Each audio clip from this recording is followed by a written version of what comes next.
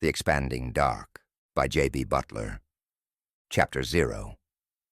If she hadn't been hundreds of feet beneath the earth, her scream might have mattered, might have carried beyond the carved stone and forgotten passageways, might have brushed against the edge of the city's consciousness.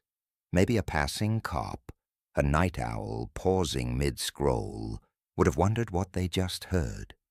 But above, the world slept. And down here, the stone remembered. The sound that came next would have been noticed, though. It was not meant for cities. It wasn't a voice. Wasn't human.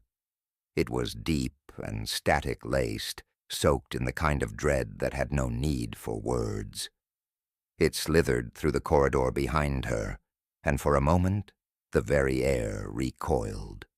Had that sound touched the surface above, the homeless would have instinctively tried to sink deeper into their doorways, or curled tighter into their worn blankets.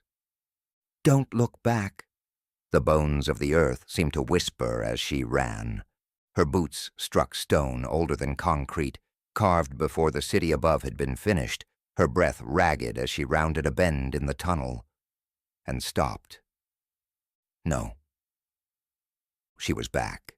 The same room, the same odd geometry, the same throne, because chair was too small a word for it, still waiting at the far end of the chamber. And him. Still seated, still watching. His head cocked slightly, not with surprise, but with patience, like a teacher waiting for a slow student to realize the lesson was rigged from the start. A perfect circle. She had run in a perfect goddamned circle. Maybe I missed something, she thought, desperation clawing at her logic. There had to be another passage, another path out. Something the torchlight hadn't shown. She took a shaky step toward the only open exit, the one she had tried mere minutes before. Her second step never landed. Something caught her ankle. She hit the floor hard, knees slamming into the stone, palms scraping against rock that felt too smooth. Pain lanced up her spine, and before she could scream again, she was twisted onto her back and dragged towards the dark she had just emerged from. Her head struck the floor. Light exploded behind her eyes. Her vision swam with dancing flecks and the taste of copper.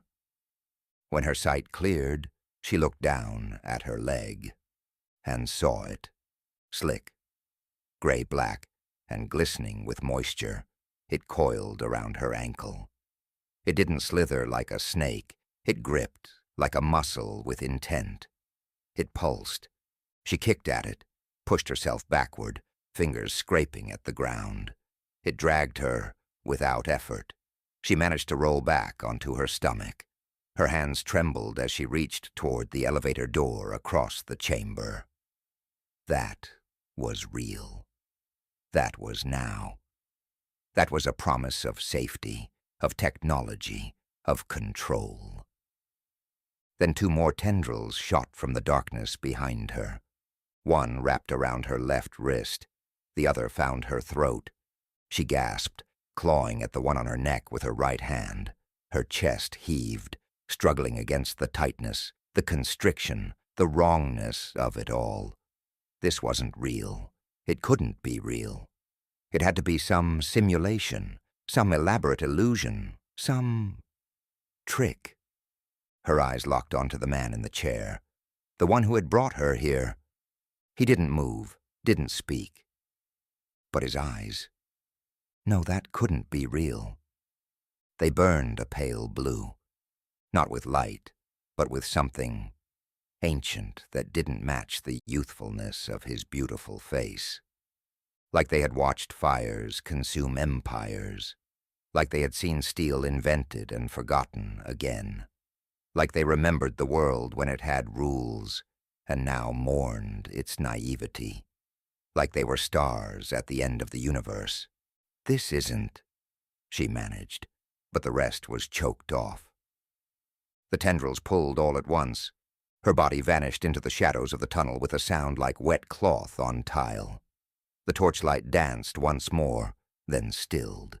There was no scream, just the silence of something being taken.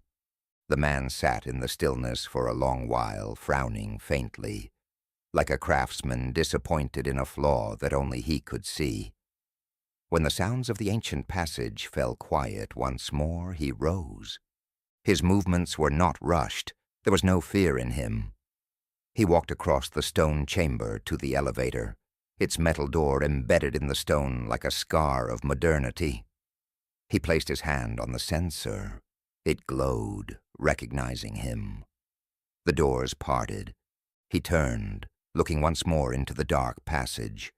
Something moved there, a shape, tall and narrow, with too many shadowed limbs, watching him. He did not react. He simply stepped into the elevator, pressed the button, and as the doors began to slide shut, the thing in the passage took a slow step forward. The doors closed before it entered the light in the room and could be fully seen. If someone had been standing in the elevator with him, they would have wondered if he was regretful or just tired. The elevator began to rise, back toward the surface, toward the illusion of safety, of structure, of control. Back to the world that had forgotten the things buried beneath it.